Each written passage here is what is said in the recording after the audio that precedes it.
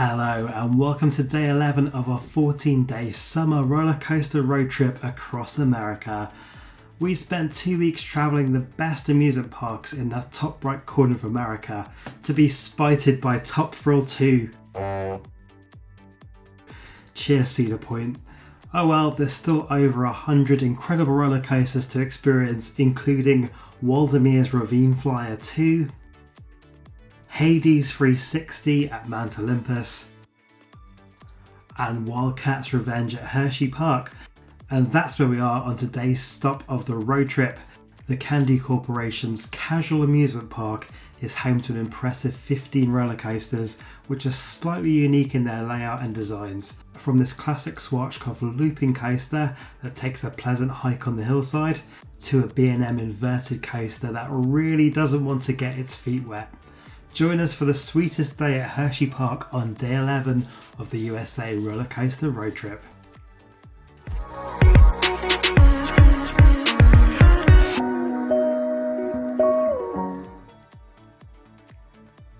Hey, this is Stu for Out and Back Travel. I make videos like this one in the hopes it can inspire your own theme park adventures. If you do enjoy the video or you do find it helpful in some way, please help me out on YouTube by smashing the like button and consider subscribing. Thank you very much. You join us then on day 11 of our 14-day summer 2024 USA roller coaster road trip. Back in the summer then, we scored a fly drive package with Virgin Holidays that included flights and car rental to Boston Airport. From Boston, we made our way up through New York, along the shores of Lake Erie, passing Chicago, to take a detour to the Wisconsin Dells before dropping down through Indiana, along to Ohio, where we made our way back to Pennsylvania via Pittsburgh. After an incredible day of nostalgic feels at Kennywood, we made the 203-mile drive, approximately 3.5 hours, to Hershey, where we stayed last night at the Country Inn & Suites Harrisburg West, approximately 20 miles from Hershey, just under a half an hour journey. Hotels in Hershey itself can be quite on the pricey side, so it's a good tip to stay in Harrisburg to get some slightly cheaper rates, and you also get a few more choices of places to eat and drink in the evening too. Hersheypark had quite frankly disappointing operating hours on our visit. The park was open from 11 AM lazy until 7 PM. So at least everybody got a line, I guess. This isn't our first candy rodeo, and we're lucky to have visited Hersheypark many times over the years. So for us, it was okay with only this limited time frame and one day to do it in our schedule. If this is your first time to Hershey and you'd like a chilled approach, I'd really recommend 2 days, especially if the operating hours for 2025 fall into a similar pattern. The park is absolutely huge, it's ginormous, so there's a lot of attractions to cover, and if you'd also like to do the water park or zoo, you'll definitely need more time. A great way of gaining some additional time at Hersheypark for free, and we like free, is what Hershey call the preview plan. If you have a valid ticket, you can visit for free the day before for the last 2 hours of the day, or 3 hours if you stay in an official hotel. Now, at the time of recording, the website shows the information for their Christmas event, which only offered 1.5 hours free for normal guests and 2.5 hours free for official resort guests. So let's hope this doesn't get shortened for the summer season too, as traditionally they've always done 2 or 3 hours depending on if you're staying on site or not. They usually do some kind of adults paying kids prices promotion at the start of the season, and sure enough, in February we saw a best price of the year guarantee, tickets for $49.99 plus tax. Again, just like Kennywood yesterday, the international credit cards weren't being accepted on the Hersheypark website. What's going on, America? Do you think you're Japan or something? Oh, blimey. So a quick email to guest services, and sure enough they agreed they would match the price to this deal and refund our parking. So result, the annoying thing about American pricing is the advertised price isn't the price you'll pay, largely due to taxes. So our $49.99 tickets were subject to an extra $25 for parking, $3.40 for tax, and a $14.95 convenience fee. How convenient, eh? So divided that by 4, it worked out at $60.75 each, quite a bit north of the advertised $49.99. Annoying that the price you pay isn't the price that's advertised, but hey, Hersheypark is worth it, so we'll try not to be too grumpy as we take a look at the roller coaster bingo. So in 2024, Hersheypark had 15 operating roller coasters. First up, Candemonium, is the B&M Hypercoaster. The park's apology to the general public that they fucked up with Skyrush. At 210 foot tall, this is the usual big up and downy steel coaster. Coco Cruiser is a Zamperla kiddie coaster. If you want the kid cred, you can ride it. Comet is the 1946 classic wooden coaster, dropping over the river and coming back again. You don't think Hersheypark have been this old, but here we go, they've got a ride from 1946. Fahrenheit is the 2008 Intamin vertical lift coaster, basically a really posh version of a Eurofighter with a beyond vertical drop and 6 inversions, including the lesser spotted Norwegian loop. Thank you to Synthroid. In at 5, it's Great Bear, a very custom B&M inverted coaster that follows the terrain and sneaks in 4 inversions. Jolly Rancher Remix is the park's boomerang coaster. Next please, and Laugh Track isn't much better. At number 7, it's the enclosed standard Mara spinning coaster. Think the main part of Crush's Coast for Disneyland Paris with an old-timey boardwalky amusement park theme. Credits 8 and 9 is Lightning Racer, the 2000 GCI racing and dueling coaster. So this has 2 tracks, Thunder and Lightning, so it does count as 2 credits. Number 10 is Skyrush, the Intamin hypercoaster with the unusual wing trains, famous for its silly ejector airtime. Credit number 11 is SooperDooperLooper, the 1977 custom Schwarzkopf with a single vertical super duper loop. Credit 12 is Storm Runner, the Intamin hydraulic coaster that features some inversions and a slightly unusual layout for a hydraulic launching coaster. 13 is Trailblazer, the park's classic Arrow mine train coaster. Credit 14 is the Mack Rides Wild Mouse. This one is very gentle on the trims usually, so it's a fab example of the type as it doesn't really break you too harshly and runs quite wild, true to its name. And finally, credit 15 is Wildcat's Revenge, the 2023 RMC conversion of the former Wildcat Woody. As I've visited Hersheypark before, the new creds to me would be Candemonium, Coco Cruiser and Wildcat's Revenge, but as always, just for fun, let's see how many of the 15 we can cross off on the Coaster Bingo card. We arrived at the park in time for opening and headed towards a new cred for us, Wildcat's Revenge. Can't turn down an RMC, lads.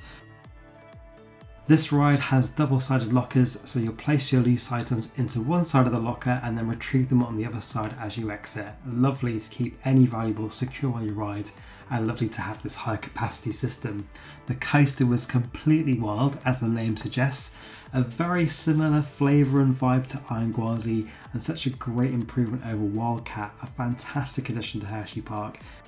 The usual elements that come out of nowhere, amazing airtime. It's a quintessential RMC experience. This pussy was purring. It was fantastic to ride it. It can be a really good idea to rope drop a Laugh Track, as that does get long lines. Also the Wild Mouse is here too. I usually find I can get on that one in the afternoon as the line tends to drop off, but Laugh Track does seem to keep a steady weight, and they were both half an hour plus at this point. We've got the creds already, so we did Lightning Race there. Thanks to its 2 tracks, the lines are usually quite low, but for geographical convenience, as we were at this end of the park, there's row winds on it. So we walked on both sides without any weight. So Thunder and Lightning, and I've got a lot of sentimental love for this ride, getting my first rides back in 2002, and over 20 years later, it isn't as exciting as some more modern rides, particularly like Wildcat's Revenge, but I really still have a soft spot for it. It's a fantastic wooden coaster and quite unique to see these 2 giant racing kind of wooden structures next to each other. Heading on a loop of the park, Storm Runner, the Intamin hydraulic coaster, was next for us. This one actually uses the terrain well, diving down the ravine into these crazy elements. A short but a sweet one, and this gives us credit number 4 out of 15 on the Coaster Bingo card. Next up we did Trailblazer, as it was a 10-minute wait, a 1-lift arrow mine train with very gentle layout, almost like a kiddie coaster really, but perfectly fine. I wouldn't queue more than 20 minutes for this one. Credit 6 out of 15 on Coaster Bingo would be Great Bear for us, which was an acceptable 40-minute wait. Using the hillside terrain, this one goes for a swish about before dropping into the main ride course, which features a 100-foot vertical loop and an Immelman that both rip your feet off. Fantastic. There's also a 0G roll and corkscrew thrown in for good measure. It's the slightly wonky track that navigates the terrain and avoids the water at all costs that makes Great Bear a slightly unusual and always enjoyable coaster. As you exit Great Bear, we passed over Coal Cracker, the park's Arrow Hydro Flume. Unlike a log flume, the bottom of the drop has rails that encourages the boat to skim along the water before making a final splashdown. This is a fine example of the now sadly rare ride type. However, unfortunately on our visit, we just didn't have time to ride this one as the line was always over an hour. But if you're visiting for the first time, you need this one, you can't skip it. It's such a great example of a hydro flume, which is different to a log flume. Let's have some water ride geekery here, thank you very much. Coaster 7 out of 15 on Coaster Bingo would be SooperDooperLooper. I love a classic Schwarzkopf, especially one that goes for a little ramble, using the terrain to make a unique layout. This is a fab ride, and I'm glad to see the park are keeping the love into keeping it running. It runs fantastic. So on our loop of the park, we finally reached Skyrush, so this would be 8 out of 15 on Coaster Bingo. We're officially halfway through the creds. For those of us in the UK, Skyrush is basically a 200-foot drop into Rita, which is completely nuts. The super fast chain lift and plunge towards the water below and silly ejector airtime make this one intense experience, particularly with those banked turns. In 2024, the trains were upgraded to new restraints that are a bit more comfortable than the old ones that used to give the ride the nickname Thigh Crush. Glad to report the Thigh Crush has largely gone. It's still not the most comfortable seat, but it is a lot better to what we had before. The ride is fast, intense and ridiculous. I can see why it is a bit much for the general public. The park offers you free lockers while you ride Skyrush, which is a really nice gesture. Hi SeaWorld, how you doing? And they also offered free lockers at Candymonium as well, which was number 9 out of 15 on our Coaster Bingo then, and a respectable 20-minute wait. I do love the simplicity of a B&M hypercoaster, just a load of big up and down hills, and Candymonium delivers. We did our first ride on the front row as well, and it was sensational. We also sneaked in another lap as we enjoyed it so much. This time the queue was thankfully a little bit shorter. A fantastic addition to Hersheypark. It really does anchor that whole new front park gate area, especially the turn around the Kisses fountain. It's a really great ride, a little short, but a fantastic coaster and a fantastic addition to Hersheypark. Next up, we're 10 for 15, so 2/3 of the way to a full house on our Coaster Bingo card. Let's take a spin on Comet, the park's classic wooden coaster. Again, you wouldn't think of Hersheypark having rides to the 1940s, but here we go, it's been around this long. And Comet is a fantastic ride. It did get a brand new PTC train in 2024, sadly replacing the old classic buzz bar train with individual lap bars. Ugh, safety, eh? But the ride still runs fairly well. It's a little on the slower side than it used to be. I think it has been toned down a little bit. It definitely used to run a lot faster in my memory, but still it was a delight to ride it, and it's great the park keep it running so well. Credit 11 out of 50 on the Coaster Bingo card was a 30-minute wait for Fahrenheit, which is not bad at all for Fahrenheit. This one usually does get a long line due to those itty bitty trains.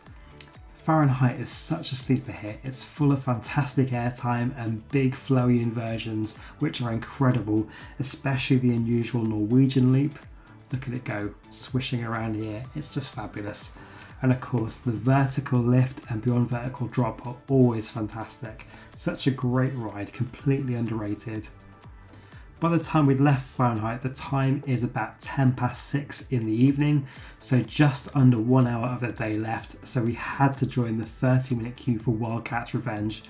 Luckily the line moved up relatively fast, so we didn't wait long at all, and we managed to blag 2 rides before closing time, one in the front row and one in the very back, which did take us up to the 7 PM closing. And my goodness, does Wildcat's Revenge warm up. It was absolutely flying by the end of the day. I can't praise it enough. It's just a fantastic ride. I was really blown away by the experience.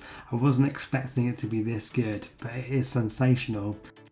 So that gives us a final coaster bingo score of 11 out of 15. We missed the Boomerang, Laugh Track, Wild Mouse and the Kiddie Cred.